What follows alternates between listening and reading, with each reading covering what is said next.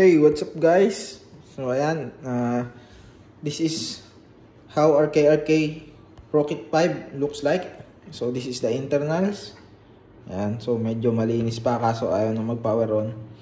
So ayan yung ating may issue na internals. Ayan. So ayan. So very clear pa yan, malinis. Hindi natin alam kung hanapin ko pa kung alin yung resistor na transistor na kailangan i-replace. Ayan. So ayan, ganyan kalinis yung internals niya. So it is working for at least 3 years.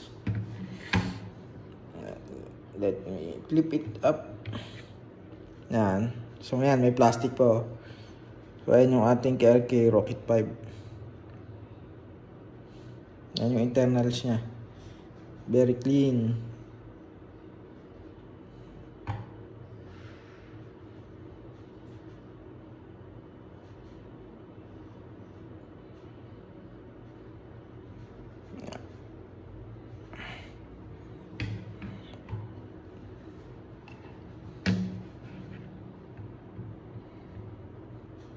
So ayan, upon watching some repair guides, so what I need to look for is a capacitor, and this seems to be the problem. As you can see, it is bulging. Ayan, it is bulging. Ayan.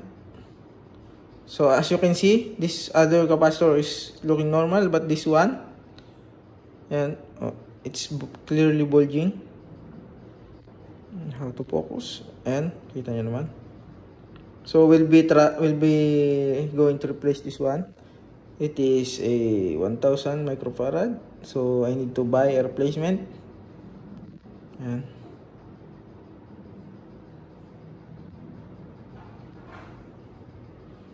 Ayan.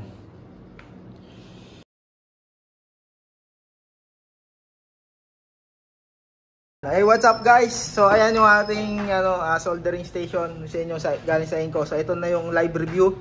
So ayan, ito yung aking ni-repair. Ayan, so ayan, wala pang tornilyo. Naka lang yan, tawag dito.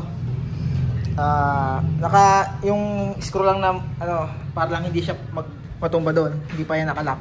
Ayan, kung makita nyo, mahaba pa yung yung pinagputulan. Ginunting ko lang yung Ito yung pinagtanggalan natin. Ito. Video natin. Ayan. Oops.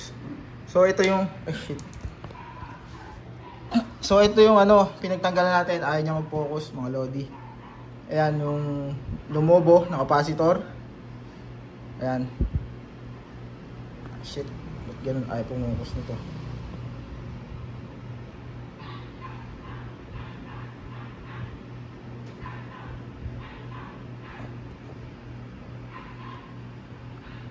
Ayan. So nakalobo, ayan yung pinagtanggalan natin. So ngayon, ito yung natin, kinalas. Ayan yung bago. Ayan, makikita nyo yung bago. So ito yung mga ginamit natin. Itong ating wick, yung pang tapos ito, para hindi umalis yung mga soldering So ito yung ni-repair natin, gumana. One try lang. So ito, moment of truth. Pero na-try ko na to So gumana siya, nabuhay. Yan, nag-oo na mga lodi. Yan, KRK Rocket 5. Yan, fresh na fresh yan halos wala pang gas-gas pa yan po. Kaso namatay yung ating isang So yung ating repair ay successful.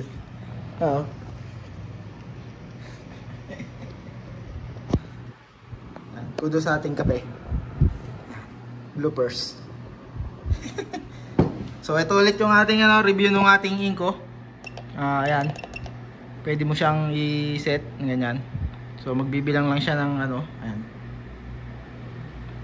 So medyo matagal nang umangat pag medyo mainit na yung itinaas mo. So yung up to 450 mabilis pa siyang mag-control ng temperature. Ang maximum nito is 500 degrees Celsius.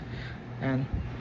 So ayan yung ito ata yung save button, yung option na 1 2 3. Hindi ko binasa hindi ko complete binasa yung basta ko siya ginamit. Tinry lang natin kung gumagana.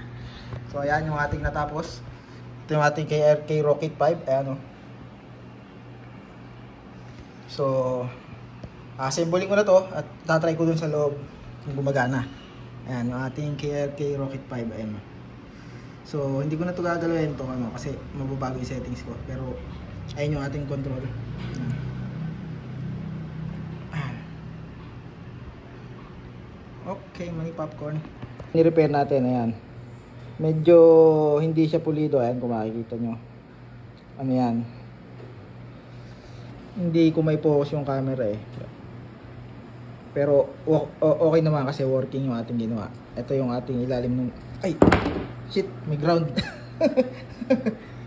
may ground. Malamang. Hindi galing sa saksak pa yun eh. Energize yung capacitor mo eh. Oo nga. So ayan, nakuryente ako dito. Ayan. So wala na siyang kuryente ngayon kasi dumaloy na sa akin. Nakuryente ako. Nakakasaksak mo pa lang eh. Visit. Nalaglag pa. Sana'y wala nabasag na ano. Nag-crack na board. So bumagsak siya no. Ayan. Anyway, let's continue on our ano review.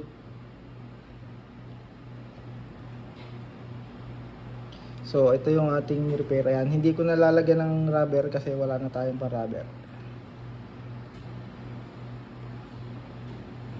So sana hindi na damage yung bumagsak. Kasi medyo mabigat tong gitna. Ito. Anyway, mukhang okay naman. So lilinisin lang natin to mga labis-labis na ano. Ayan. Parang uhog ito.